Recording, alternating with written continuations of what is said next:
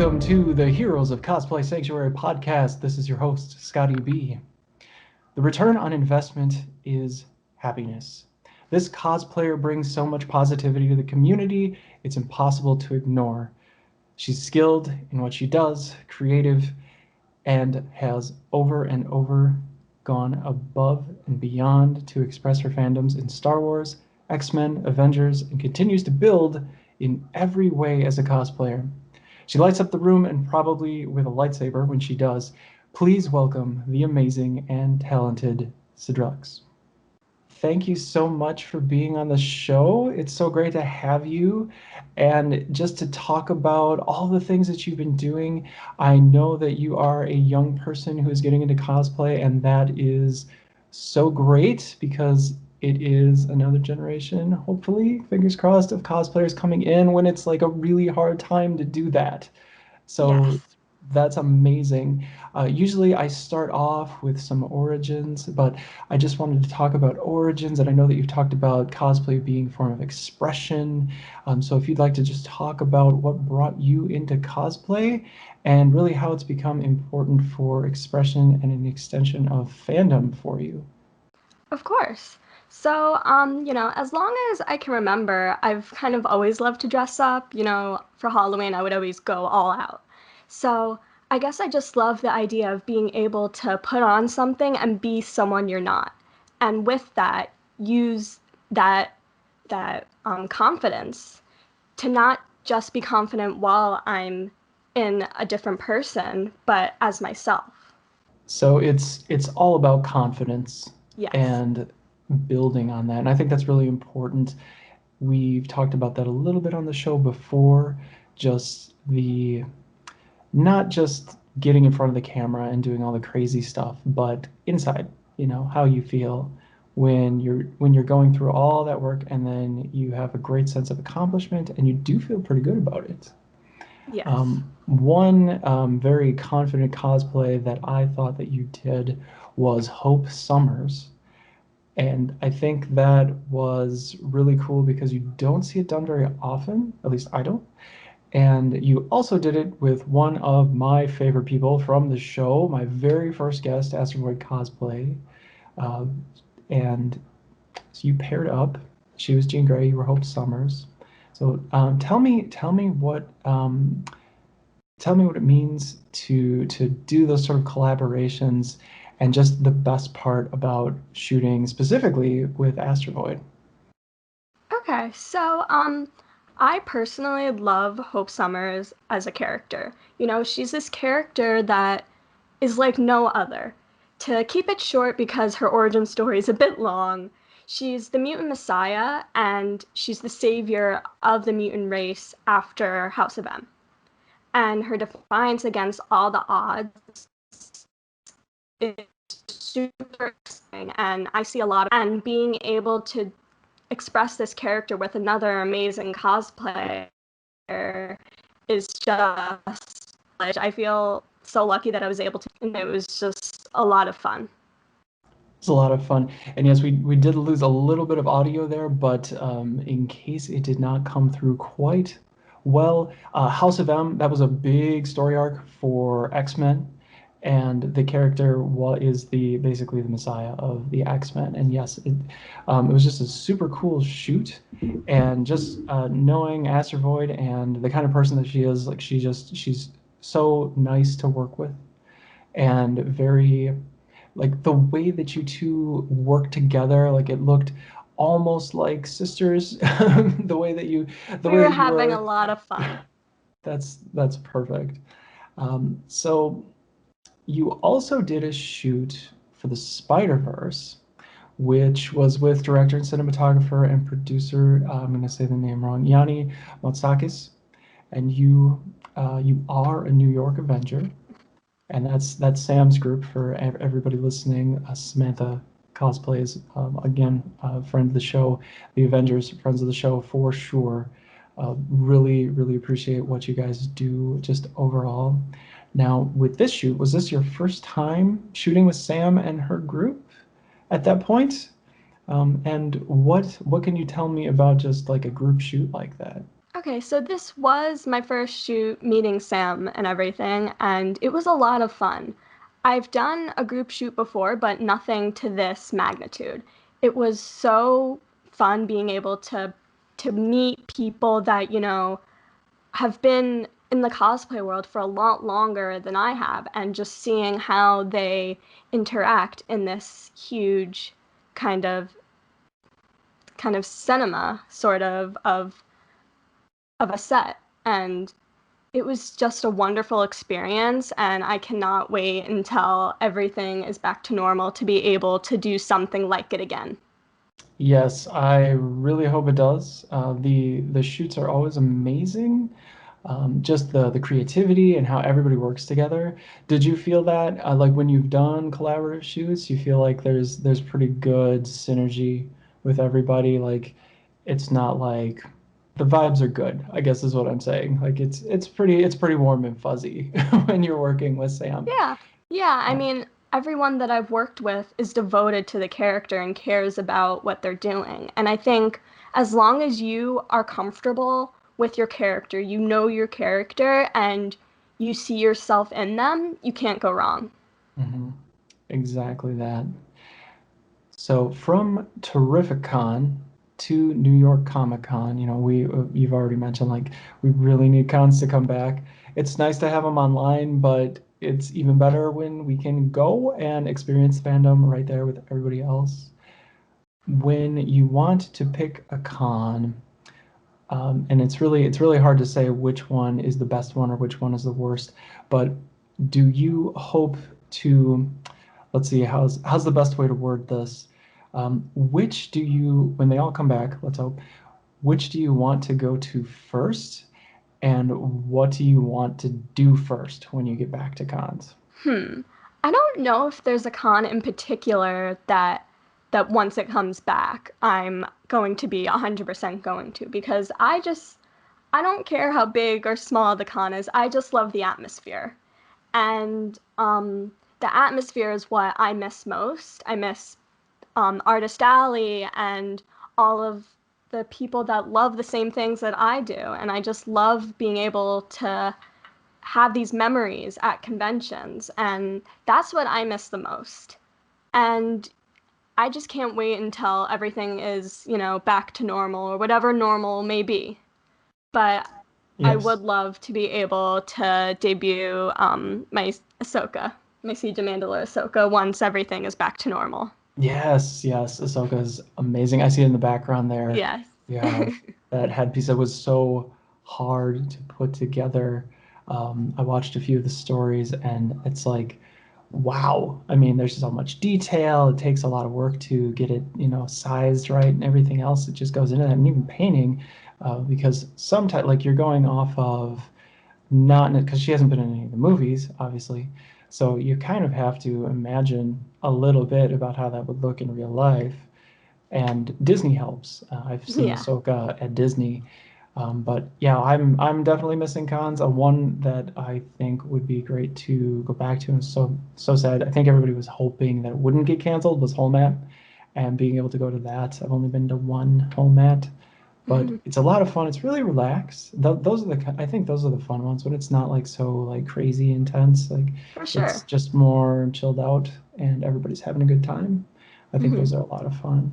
Recently, you had an interview with Samantha Cosplays. We're a big fan of Sam and the New York Avengers. I did take the time to watch your interview with her, and you made so many good points during that interview. So we will try to link to it in the show notes so that everybody can.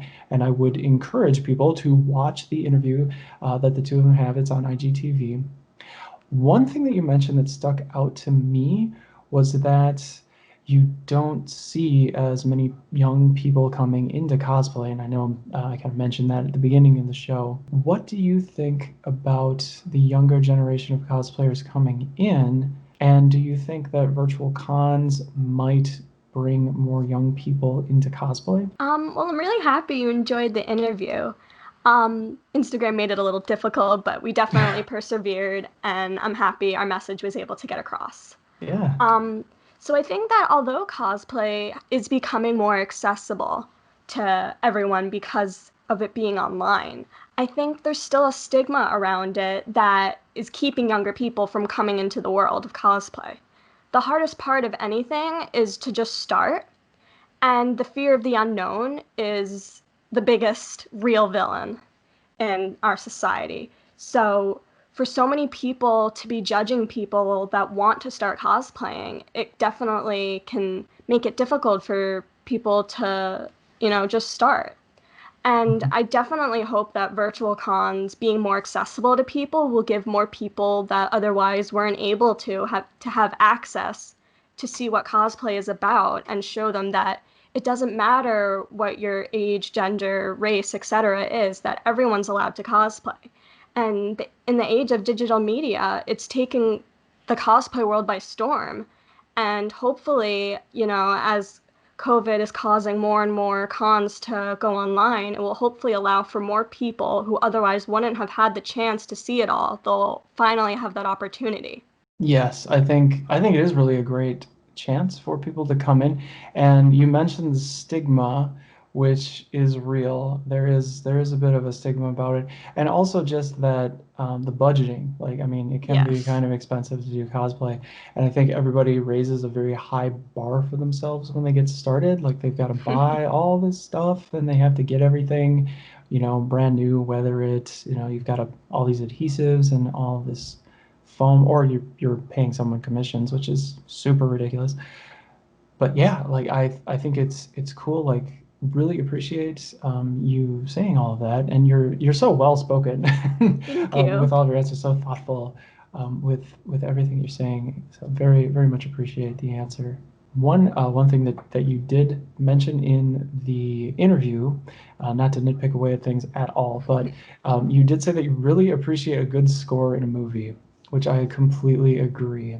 Do you find that when you have that going on in a movie, that it enhances the storytelling and specifically with more epic movies like you see with Star Wars and Marvel franchise? 100%.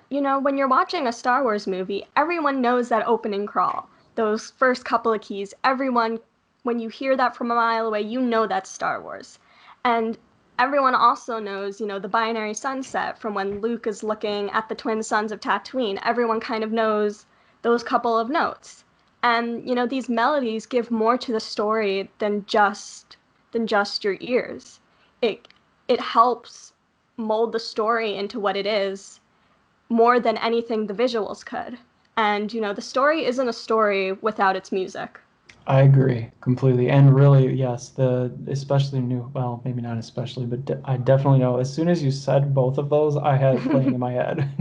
As Yep. I'm kind of a Star Wars nerd myself, as you may be as well. Star Wars fandom, Galaxy's Edge. You crafted a lightsaber, and I'm a huge fan of the first trilogy, of course, and the first trilogy not being episodes 1, 2, and 3, but actually 4, 5, and 6. Big fan of Star Wars. So what drew you? We will gather that you were not in the 1970s crowd that went to see this in the theater. No. Actually, I wasn't either. I caught it in the 80s. But what drew you to Star Wars? I've always been in love with Star Wars since I can remember. I really don't know life without it. I just, I guess the ideology of it being a story so far away that that's just what drew me to it. And I think what helped also was the Clone Wars started when I was younger on Cartoon Network, and Mhm. seeing another young woman and a strong woman as a Jedi, and not only that, Anakin Skywalker's Padawan, that was definitely something that when I was younger I automatically cling to, and I still do. Yes, I think the Clone Wars is really cool, and that they didn't stop. Like, I thought maybe 1 or 2 seasons, and then they would be like, "We'll move on to something else." But they did make it like a pretty big story arc, so it's pretty cool. I haven't actually watched a lot of it, but I'm okay with the spoilers. So if you mention anything about it, I have to try and binge watch this at some point Yes. here coming up. because it is, I mean, I've seen all the movies, of Hmm. course, and I really thought they did Rogue One very well as far as the new ones. That's And one of the best movies. even though it's actually it's either Rogue One or Empire, and it's like the total opposite of the spectrum. Hmm. In Empire, nobody really dies, even though it's like the most, like everybody says, it's like the most tragic, whatever. It's like Yeah. nobody really dies in that one, and then like Rogue One, like it's just like a massacre. You're like, wow. Yeah. But it was really cool, like seeing Tarkin again, even though it was Yeah. kind of deep fake. It was just really super awesome. Yeah. So I can definitely appreciate that. I would like to just mention or go a little bit into armor building with Ahsoka, who is a pretty big part of the Clone Wars, I think. Yes. What were some of your biggest takeaways from the build? What went well, and what did you learn from putting that just amazing cosplay together? Thank you. Well, I learned so much. I learned how to foam smith, I learned how to solder, I learned how to pattern, to body paint. I learned all of these different things that I never would have learned otherwise. And the biggest thing about this project was also learning about what I can and can't do. Like Mhm. the Leku, that was the only thing I didn't make. Everything else I made. But I knew it was going to cost me more to make it all by myself than to have someone else do it. And I think that's a very important thing that sometimes cosplayers forget, that we're allowed to not make everything from scratch, and it's okay to have other people make things for you because Mhm. we're one person, and in these movie productions there's hundreds of people working on the costumes and we're just one person. Yes, and I think we oftentimes forget that is, wardrobe is like they draw everything out, and there's a lot of people, like there's just staff that do all of these different things, and they have professional equipment and teams and a relatively large budget.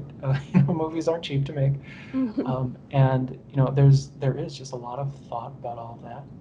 So yeah, when you're just one person, like it's just amazing. Like I applaud all of the work that you did, and to see it in photography or anywhere, like you cannot tell. Like you just can't when you see it. It's like no way, that can't be foam. That can't be. Like you look at it and you're like, no, that's really quite remarkable. Thank you. Everything that you did with that. So as we come to the end of the show, I always like to say thank you so much for your time and for coming on, Sid. It's been it always goes really fast, and Yeah. it's so great, especially in these times where we cannot say hi at cons at all, to reach out and to say hi and to spend a little bit of time appreciating all of the things that you do inside the community for cosplay, and just that you have done so much, and probably, well, not probably, will continue to do so well in Thank the you. future. We really are happy to have you in the cosplay world. Thank you so much. Thank you. My final question for you is a little bit of a bigger question, but and again, you can change your answer later. It's fine. Um, what is your biggest cosplay inspiration, and what do you feel cosplay impacts within yourself? Okay, so I honestly don't have a biggest cosplay inspiration. Everyone I've ever met or seen doing something in the cosplay world, or not, or just in the fandom community, is inspiring to me because everyone brings something new to the table. I learn something new from everyone, and so everyone honestly inspires me. That's And yeah. wonderful. And, cosplay gives me the opportunity to be someone I'm not, and to use that being someone I'm not as confidence to be myself. I've always been kind of a crafty person, um, and it's something I've always kind of enjoyed to make things. So having this opportunity to use so many different mediums to create something real is just a really wonderful feeling. Yes, and there's many, many, many things that go into cosplay. It's Yes. so far beyond just costuming. There's so much. Where can we find you, and how can we support you online? You can support me from my Instagram, and everything will be linked in my Instagram as well. So you can just look through there. And my Instagram is Sydrelx, SYDRELX. That's right, Sidrelx. And we will have that linked up in the show notes as well. Be sure to like and comment and follow. She's such an amazing cosplayer. Thank you. And again, thank you so much for being on the show. This is the Heroes of Cosplay Sanctuary podcast with Scotty B. Thanks so much, everyone. Bye-bye.